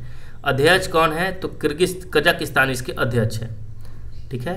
तो 24वां HCO का जो अध्यक्ष कौन है, तो कजाकिस्तान है और इसी की जो राजधानी है अस्ताना में इसका जो है आयोजन किया गया। और भारत की तरफ से जो है प्रतिनिधित्व कौन गए थे, तो भारत के विदेश मंत्री गए थे S जयशंकर, यही गए थे, ठीक है, HCO शिखर सम्मेलन में शामिल हुए थे। और 10वां जो है इसका नया देश बना है, सदस्य देश, वो कौन बना है, बेलारूस। तो नया जो है सदस्य देश कौन बना है इसका, HCO का नया देश बना है बेलारूस, ये भी याद रखना है, इंपॉर्टेंट है। और 23वां सम्मेलन कहाँ हुआ, तो भारत के वर्चुअली 2023 में किया गया था, वर्चुअली हुआ था भारत में जो 23वां सम्मेलन था। तो पूछेगा कि HCO का 23वां कहाँ सम्मेलन हुआ था, तो भारत में हुआ था। और 24वां HCO कहाँ हुआ, तो कजाकिस्तान अस्ताना में हुआ था, ठीक है, कजाकिस्तान अस्ताना में हुआ था, अध्यक्षता वही कर रहा था, ठीक है। और भारत के विदेश मंत्री S जयशंकर गए थे इसमें शामिल होने। नेक्स्ट हमारा है 50 नंबर का जो है G7 शिखर सम्मेलन, ठीक है, G7 भी बहुत इंपॉर्टेंट था। तो शिखर सम्मेलन जो हुआ 2024, इसका आयोजन कहाँ हुआ, तो याद रखना है आयोजन 13 से 15 जून के बीच हुआ। और 49वां क्रम का और 51वां क्रम का कहाँ हुआ, ये भी आपको मालूम होना चाहिए। तो देखिए आयोजन जो हुआ इटली के अपूलिया के फरसानो में हुआ था। तो G7 शिखर सम्मेलन का आयोजन कहाँ हुआ, तो इटली के अपूलिया के फरसानो में हुआ। और 49वां जो है G7 शिखर सम्मेलन जापान में हुआ था 2023 में। और जो आने वाला है 51वां नंबर का, वो कहाँ होगा, कनाडा का होगा। तो G7 का वर्तमान में जो 50 नंबर का होगा, कहाँ पे, इटली में। 51वां कहाँ होगा तो कनाडा में होगा, और 49वां कहाँ हुआ था तो जापान 2023 में हुआ था। हर साल होता है ये। नेक्स्ट है 7वां हिंद महासागर सम्मेलन 2024। तो 7वां हिंद महासागर जो सम्मेलन हुआ इसका आयोजन फरवरी में हुआ, ठीक है। इसमें भी कौन शामिल हुए इन सभी को हम लोग देख लेते हैं, और इसका विषय क्या है उन सभी को हम देखते हैं। तो देखिए, पर्थ ऑस्ट्रेलिया में जो है हिंद महासागर सम्मेलन किया गया। पर्थ ऑस्ट्रेलिया में भारत की तरफ से विदेश मंत्री एस जयशंकर ने इस उद्घाटन सत्र को संबोधित किया, और विषय था स्थिर और टिकाऊ हिंद महासागर की ओर। नेक्स्ट हमारा जो है टॉपिक है वो क्या है, विश्व आर्थिक मंच की 54वीं बैठक, वार्षिक बैठक। तो इसका आयोजन कब से कब होता है तो याद रखना है, सीधे हम बताते हैं। आयोजन होता है जनवरी में, ठीक है। और इसका आयोजन होता कहाँ, ये इंपॉर्टेंट है, दावोस स्विट्जरलैंड में हुआ था। विश्व आर्थिक मंच का 54वां बैठक दावोस स्विट्जरलैंड में। बैठक का मुख्य विषय क्या था तो रीबिल्डिंग ट्रस्ट जो था इसका मुख्य विषय था। और भारत ने इस बैठक में alliance for global good, gender equality and equality की स्थापना की थी। तो भारत ने क्या किया था इस बैठक में, अलायंस फॉर ग्लोबल गुड और जेंडर इक्वलिटी एंड इक्वलिटी की, जेंडर इक्विटी और इक्वलिटी की स्थापना की थी। अब जो है नाम का शिखर सम्मेलन देख लेते हैं, NAM का, यानी 19वां गुट निरपेक्ष शिखर सम्मेलन, ठीक है। तो इसका आयोजन जो हुआ कंपाला युगांडा में किया गया था नाम का। इसका विषय जो था साझा वैश्विक समृद्धि के लिए सहयोग को गहरा करना, और भारत का जो प्रतिनिधि कर रहे थे विदेश मंत्री डॉक्टर एस जयशंकर कर रहे थे। नेक्स्ट हमारा जो है संयुक्त राष्ट्र का 28वां जलवायु परिवर्तन सम्मेलन जो COP28 हुआ। तो COP28 कहाँ हुआ तो COP28 जो हुआ था दुबई में, UAE में किया गया COP28 का आयोजन। COP28 के अध्यक्ष कौन थे तो सुल्तान अहमद अल जबेर थे, ठीक है। और COP27 कहाँ हुआ तो याद रखना है मिस्र में हुआ, और COP29 कहाँ हुआ तो COP29 जो हुआ बाकू अजरबैजान में, ठीक है। तो याद रखना है कि COP27 कहाँ हुआ 22 में, COP28 कहाँ हुआ UAE में, और अजरबैजान में ही बाकू में 29वां होगा 2024 में, ठीक है। नेक्स्ट है तीसरा विश्व हिंदू कांग्रेस। तो तीसरा विश्व हिंदू कांग्रेस 2024 का आयोजन जो हुआ बैंकॉक के थाईलैंड में किया गया आयोजन। किसके द्वारा किया गया था, विश्व हिंदू फाउंडेशन के द्वारा किया गया। और पहला आयोजन जो हुआ था नई दिल्ली 2014 में हुआ था, और दूसरा आयोजन जो हुआ शिकागो के संयुक्त राज्य अमेरिका 2018 में किया गया था दूसरा, और तीसरा जो कहाँ हो रहा है तो बैंकॉक थाईलैंड में होगा। तो विश्व स्वास्थ्य संगठन शिखर सम्मेलन का आयोजन 2023 में किया गया था। आयोजन कब हुआ तो आयोजन जो हुआ वो बर्लिन जर्मनी में इसका आयोजन किया गया, और मुख्य विषय क्या था तो मुख्य विषय था वैश्विक स्वास्थ्य कार्रवाई के लिए एक निर्णायक वर्ष। स्वास्थ्य मंत्री इसमें जो है भारती प्रवीण पवार ने इसमें भाग लिया, वर्चुअली भाग लिया था, ठीक है। स्वास्थ्य मंत्री डॉक्टर भारती प्रवीण पवार विश्व स्वास्थ्य शिखर सम्मेलन में जो कहाँ आयोजन किया गया था तो बर्लिन जर्मनी में किया गया था। नेक्स्ट हमारा है 43 नंबर का आसियान शिखर सम्मेलन जो 2023 हुआ, वो इसका आयोजन कहाँ हुआ जकार्ता इंडोनेशिया में किया गया, और इसका थीम था एशियन मैटर्स यानी एपिसेंट्रम ऑफ ग्रोथ। नेक्स्ट हमारा है 5वां जो है विश्व कॉफ़ी सम्मेलन किया गया। तो 5वां जो है विश्व कॉफ़ी सम्मेलन कहाँ किया गया तो इसका जो आयोजन हुआ है बेंगलुरु के कर्नाटक में किया गया है इसका आयोजन, और इसका जो शुभंकर था कॉफ़ी स्वामी था शुभंकर, ठीक है। और इसका थीम था sustainability through circular economic and, ठीक है, ... तो याद रखना है 5वां विश्व कॉफ़ी सम्मेलन आयोजन बेंगलुरु में, शुभंकर कॉफ़ी स्वामी, और थीम क्या था sustainability through circular economic. Next हमारा जो है 18वां G20 शिखर सम्मेलन 2023। तो बहुत इंपॉर्टेंट है, याद रखना है कि 18वां क्रम का जो G20 शिखर सम्मेलन हुआ था इसका आयोजन हुआ था 9 से 10 सितंबर के बीच भारत मंडपम नई दिल्ली में हुआ था, ठीक है। थीम क्या था तो थीम था वसुधैव कुटुंबकम, one earth one family one future, ये भी याद रखना है। भारतीय शेरपा कौन थे तो अमिताभ कांत थे। पहला G20 शेरपा बैठक जो हुआ था उदयपुर राजस्थान में किया गया था, और G20 में शामिल नया अस्थायी सदस्य कौन है तो अफ्रीकन यूनियन शामिल हुआ है। 17वां कहाँ हुआ था तो इंडोनेशिया 2022 में हुआ था, और 19वां सम्मेलन कहाँ हुआ था तो ब्राज़ील 2024 में 19वां सम्मेलन मतलब 2024 हुआ 19वां ब्राज़ील में, और 18वां जो हुआ था वो भारत में हुआ था, भारत मंडपम में। नेक्स्ट हमारा है 15 नंबर क्रम का तो 15वां ब्रिक्स शिखर सम्मेलन 2023 की अगर हम आयोजन की बात करें तो आयोजन हुआ था जोहान्सबर्ग, दक्षिण अफ्रीका में। सम्मेलन की अध्यक्षता कौन कर रहे थे? तो दक्षिण अफ्रीका के राष्ट्रपति सिरिल रामाफोसा कर रहे थे, और भारत के प्रधानमंत्री के रूप में जो है प्रतिनिधि भारत की तरफ से नरेंद्र मोदी गए थे। और इसका थीम क्या था? तो थीम था BRICS and Africa partnership for mutually accelerated growth sustainable development के लिए। इसमें सम्मिलित 6 देश थे। मिस्र था, Saudi Arab, UAE, Ethiopia, Argentina और ईरान जो थे, इसमें 6 देश शामिल थे। और 14वां जो ब्रिक्स का सम्मेलन हुआ था वो था ब्राज़ील में हुआ था, और 16वां ब्रिक्स सम्मेलन हुआ था कजान, रूस में, जो 2024 में हुआ है, याद रखना है। तो 14वां हुआ था बीजिंग, चीन 2022 में। 15वां हुआ ब्राज़ील में, दक्षिण अफ्रीका में हुआ, ठीक है, जोहान्सबर्ग में। और जो 16वां हुआ वो कजान, रूस में, जो 2024 में हो। अब देखते हैं 33वां नाटो शिखर सम्मेलन। तो नाटो शिखर सम्मेलन की अगर हम बात करें 2023, तो नाटो का आयोजन जो हुआ था कहाँ हुआ था? तो विलिनियस, लिथुआनिया में हुआ। विलिनियस, लिथुआनिया में इसका आयोजन किया गया। 32वां सम्मेलन हुआ था मैड्रिड, स्पेन में। और 34वां जो सम्मेलन वाशिंगटन डीसी, अमेरिका में होगा, तो याद रखना है, ठीक है। तो 33वां हुआ था विलिनियस, लिथुआनिया में। इससे पहले हुआ था मैड्रिड, स्पेन में 2022 में, और 2024 में होगा वाशिंगटन डीसी।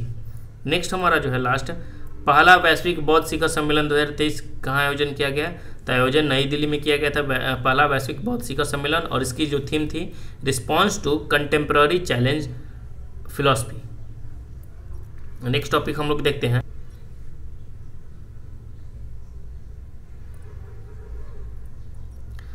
अब हम देखते हैं नेक्स्ट टॉपिक, प्रमुख राष्ट्रीय सम्मेलन। प्रमुख राष्ट्रीय सम्मेलन 2023-24 में जो भी सम्मेलन हुए उन सभी को हम लोग कवर करते हैं।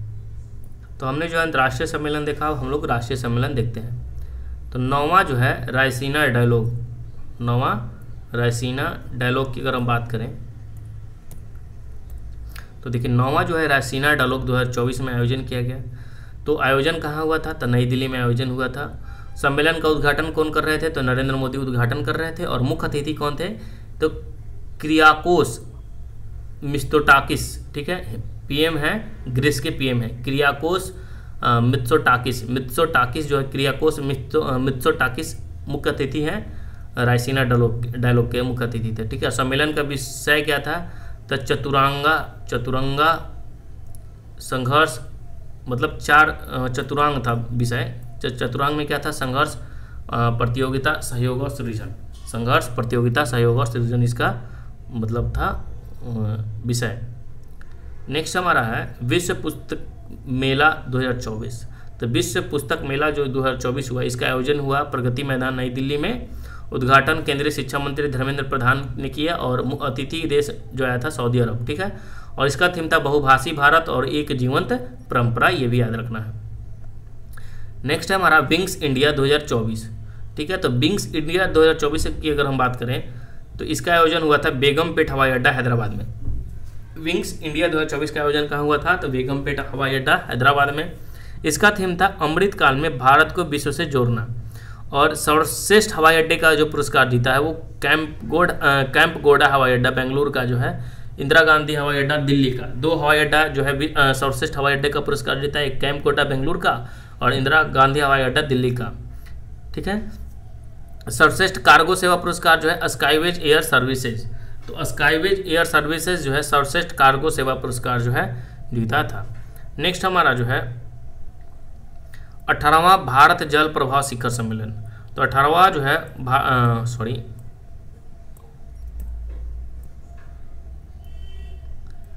18वां भारत जल प्रवाह शिखर सम्मेलन का आयोजन कहाँ किया गया? तो आयोजन नई दिल्ली में किया गया था। इसका जो 24 नवंबर 2023 को आयोजन किया गया जल प्रवाह शिखर सम्मेलन का। और सम्मेलन का जो उद्घाटन किए थे केंद्रीय मंत्री नितिन गडकरी ने किया। और सम्मेलन का विषय क्या था? भूमि, जल और नदियों के साथ विकास। भूमि, जल और नदियों के साथ विकास जो था विषय था। अब हम लोग जो नेक्स्ट देख लेते हैं वो है 7वां इंडिया मोबाइल कांग्रेस। तो 7वां इंडिया मोबाइल कांग्रेस का आयोजन हुआ भारत मंडपम नई दिल्ली में, और थीम है global digital innovation. Global digital innovation. Next हमारा जो है B20 बिजनेस 20 समिट इंडिया 2023 का आयोजन कहाँ किया गया? तो आयोजन हुआ नई दिल्ली में, और सम्मेलन का विषय था राइज, ठीक है, यानी रिस्पॉन्सिबल, एक्सलोरेटेड, इनोवेटिव और sustainable and equitable business. Hindi में लिखा हुआ, इंग्लिश में लिखा हुआ था। तो राइज का फुल फॉर्म याद रखना है, responsible, accelerated innovative sustainable and equitable business याद रखना है, सम्मेलन का विषय था। नेक्स्ट है 26वां राष्ट्रीय ई गवर्नेंस सम्मेलन, तो इसका आयोजन हुआ इंदौर मध्य प्रदेश में और थीम क्या था, डेवलपिंग इंडिया और एम्पावरिंग सिटीजन्स। नेक्स्ट हमारा है G20 एम्पायर शिखर सम्मेलन का आयोजन कहाँ किया गया था, तो इसका आयोजन गांधीनगर गुजरात में हुआ और महिलाओं के नेतृत्व में विकास, एक अस्थायी, समावेशी और न्याय संगत, ठीक है, इस सम्मेलन का विषय था। नेक्स्ट है 7वां अंतर्राष्ट्रीय धम्म सम्मेलन, ठीक है, 7वां अंतर्राष्ट्रीय धम्म सम्मेलन की अगर बात करें तो इसका आयोजन हुआ था भोपाल मध्य प्रदेश में। सम्मेलन के उद्घाटन किए थे राष्ट्रपति द्रौपदी मुर्मू और सम्मेलन का विषय था नए युग के लिए पूर्वी मानवतावाद, नए युग के लिए पूर्वी मानवतावाद। नेक्स्ट हमारा प्रश्न है कि चौथी राष्ट्रीय युवा संसद महोत्सव 2023 का आयोजन कब हुआ, तो नई दिल्ली में हुआ और थीम क्या था, तो बेहतर कर के लिए आइडिया, पूरे विश्व के लिए भारत, ये जो था इसका थीम था। 18वीं विश्व सुरक्षा कांग्रेस की अगर बात करें तो इसका आयोजन कहाँ हुआ, तो जयपुर में किया गया था और थीम था रेलवे सुरक्षा रणनीति, भविष्य के लिए प्रतिक्रिया और दृष्टि, इसका जो था थीम था। नेक्स्ट हमारा है 14 नंबर का एरो इंडिया, 14 नंबर का जो एरो इंडिया है इसका आयोजन बेंगलुरु में किया गया और विषय था the runway to a billion opportunities, इसका जो था एरो इंडिया का विषय था। नेक्स्ट हमारा है डिफेंस मिनिस्ट्री कॉन्क्लेव जो हुआ, इसका आयोजन कहाँ हुआ, तो बेंगलुरु में हुआ था और सम्मेलन का विषय था shared prosperity through enhanced engagement in defence.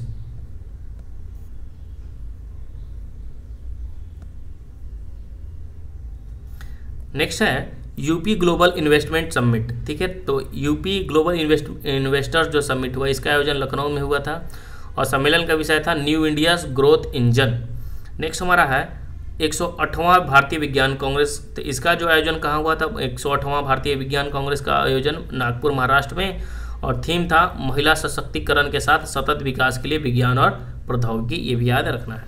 Next है 30 नंबर क्या है, 30वां जो है राष्ट्रीय बाल विकास कांग्रेस, 30 नंबर का जो है राष्ट्रीय बाल विकास कांग्रेस, इसका आयोजन हुआ था अहमदाबाद में और थीम था स्वास्थ्य और भलाई के लिए पारिस्थितिकी तंत्र को समझना। नेक्स्ट है हमारा 17वां प्रवासी भारतीय सम्मेलन का आयोजन कब हुआ, तो इसका आयोजन हुआ था इंदौर मध्य प्रदेश में 8 से 10 जनवरी के बीच में 2023 में। मुख्य अतिथि थे डॉक्टर मोहन इरफान अली, राष्ट्रपति गुयाना के थे। मुख्य अतिथि के रूप में गुयाना के राष्ट्रपति डॉक्टर मोहम्मद इरफान अली थे और विशेष अतिथि थे सूरीनाम के राष्ट्रपति चंद्रिका प्रसाद संतोखी, जो सूरीनाम के राष्ट्रपति थे चंद्रिका प्रसाद संतोखी विशेष अतिथि। और सम्मेलन का विषय था डायस्पोरा, यानी अमृतकाल में भारत की प्रगति के लिए विश्वसनीय भागीदारी। अब जो हम लोग देखने वाले हैं वर्ष 2022-24 के विभिन्न ऑपरेशन, जो भी 2022-24 के बीच में ऑपरेशन हुए उन सभी को जो हम लोग इस क्लास में कवर कर लेंगे, मतलब इस क्लास में ही कवर कर लेंगे, ठीक है। तो हमारा जो है ये लास्ट टॉपिक रहने वाला, इस टॉपिक को हम लोगों ने रोजाना जो है 5 टॉपिक कवर करने का जो निर्णय लिया है, तो ये हमारा जो है 5 टॉपिक 5th नंबर का टॉपिक है, लास्ट है।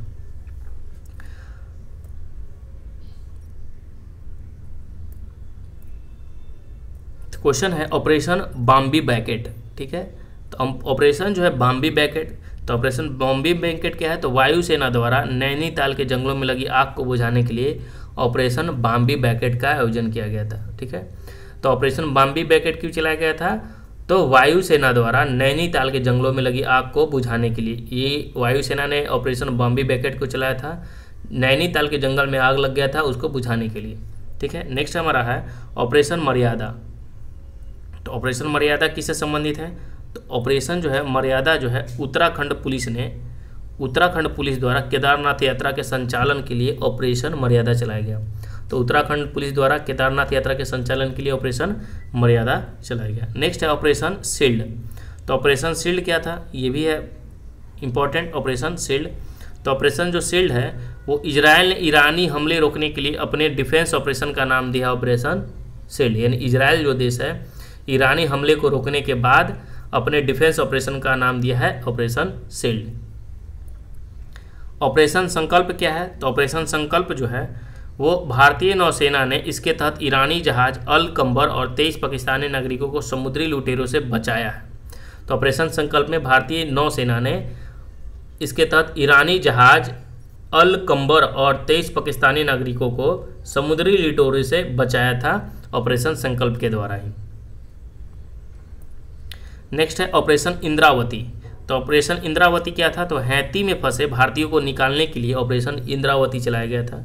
तो ऑपरेशन इंद्रावती क्या था, तो हैती में फंसे भारतीयों को निकालने के लिए ऑपरेशन इंद्रावती चलाया गया था। नेक्स्ट हमारा है ऑपरेशन कामधेनु। तो ऑपरेशन कामधेनु क्या है, तो जम्मू कश्मीर पुलिस द्वारा मवेशी तस्करी पर नकेल कसने के लिए जो है ऑपरेशन कामधेनु चलाया गया था। तो जम्मू कश्मीर पुलिस द्वारा जो मवेशी तस्करी हो रहा था, जानवरों का तस्करी हो रहा था, उसके लिए जो है ऑपरेशन कामधेनु जो है शुरू किया गया था। ये जो है एडिटोरियल में भी आपको मिल जाएगा, हमने जो है पहला वीडियो अपलोड कर रखा है, अब रोजाना जो है उसको भी लेकर हम चल रहे हैं। नेक्स्ट है ऑपरेशन नन्हे फरिश्ते। ऑपरेशन नन्हे फरिश्ते क्या है, तो इसके तहत रेलवे सुरक्षा बल ने 549 से अधिक बच्चों को उनके परिवार से मिलाया है। तो ऑपरेशन नन्हे फरिश्ते जो है रेलवे सुरक्षा बल यानी आरपीएफ के द्वारा शुरू किया गया। इसके द्वारा जो है 549 से अधिक बच्चों को जो उनके परिवार से मिलाया है। नेक्स्ट हमारा है ऑपरेशन अल अक्सा फ्लड। तो ऑपरेशन अल अक्सा फ्लड क्या था, तो हमास ने इजराइल के खिलाफ अपने ऑपरेशन का नाम दिया है। तो हमास जो है इजराइल के खिलाफ अपने ऑपरेशन का नाम दिया है ऑपरेशन अल अक्सा फ्लड। नेक्स्ट है ऑपरेशन अमृत। तो ऑपरेशन अमृत क्या है, तो केरल सरकार द्वारा एंटीबायोटिक दवाओं के अति प्रयोग को रोकने के लिए, यानी जो एंटीबायोटिक दवा है उसका ज़्यादा प्रयोग होता है उसको रोकने के लिए ऑपरेशन अमृत को चलाया गया है। एंटीबायोटिक ज़्यादा दवा नहीं लेना चाहिए, ठीक है।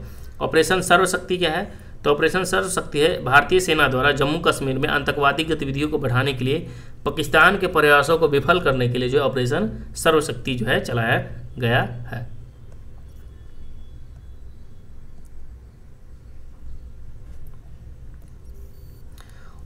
ऑपरेशन अजय क्या है, तो ऑपरेशन अजय जो है भारत सरकार द्वारा इजराइल हमास युद्ध के दौरान इजराइल से भारतीयों को वापस लाने के लिए जो है ऑपरेशन अजय को चलाया गया है। ऑपरेशन चक्र 2 क्या है, तो ऑपरेशन चक्र 2 जो है इसके तहत सीबीआई द्वारा साइबर अपराध माफिया को खत्म करने के लिए विभिन्न स्थानों पर छापेमारी की गई है। ऑपरेशन चक्र 2, तो इसके तहत सीबीआई द्वारा साइबर अपराध माफिया को खत्म करने के लिए विभिन्न स्थानों पर जो है छापेमारी की गई है, ऑपरेशन चक्र 2। नेक्स्ट है ऑपरेशन आयरन स्वॉर्ड्स। तो ऑपरेशन आयरन स्वॉर्ड्स क्या है, तो इजराइल ने हमास के खिलाफ जारी लड़ाई का कोड नाम दिया है ऑपरेशन आयरन स्वॉर्ड्स।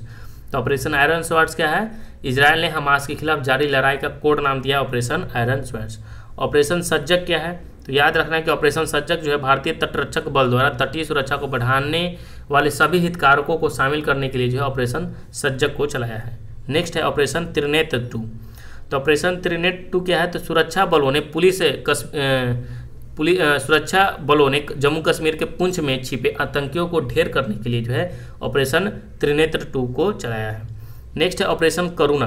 तो ऑपरेशन करुणा जो संबंधित है भारत सरकार द्वारा चक्रवात मोर्चा से प्रभावित म्यांमार की सहायता के लिए जो है ऑपरेशन करुणा को चलाया गया है।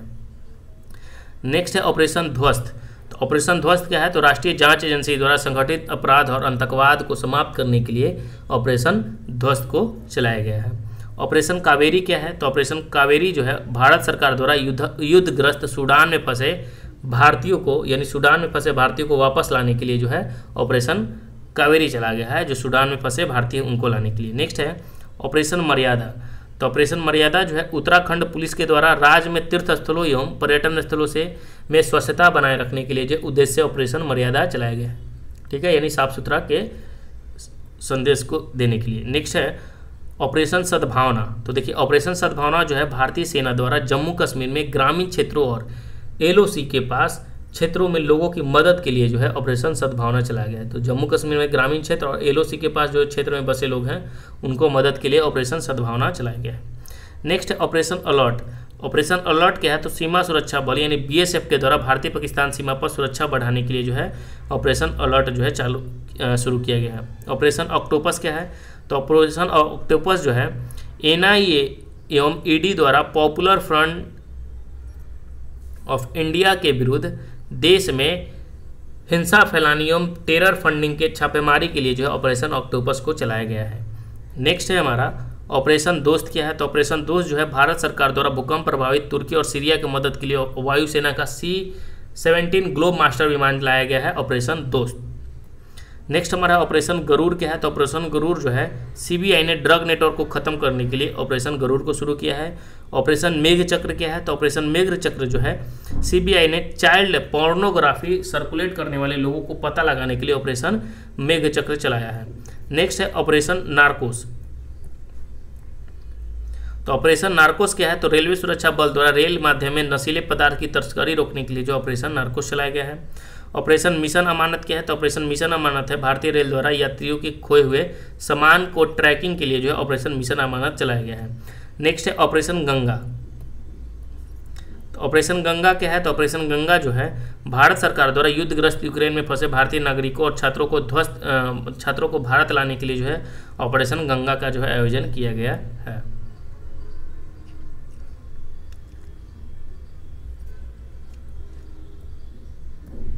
फिर ऑपरेशन ओलिविया।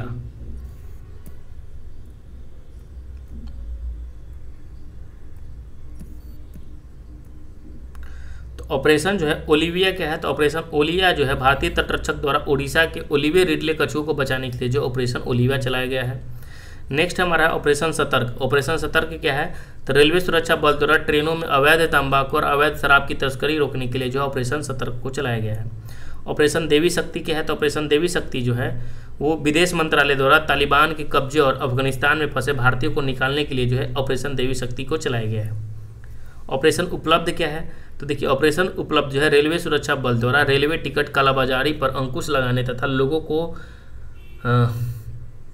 मतलब उपलब्ध कराने के लिए जो है उपलब्ध कराने के हेतु जो है ऑपरेशन उपलब्ध चलाया गया है। ठीक है, जो है टिकट जो है उपलब्ध कराया जाए। ठीक है, तो टिकट उपलब्ध कराने के लिए जो उद्देश्य यहाँ जो है टिकट होगा।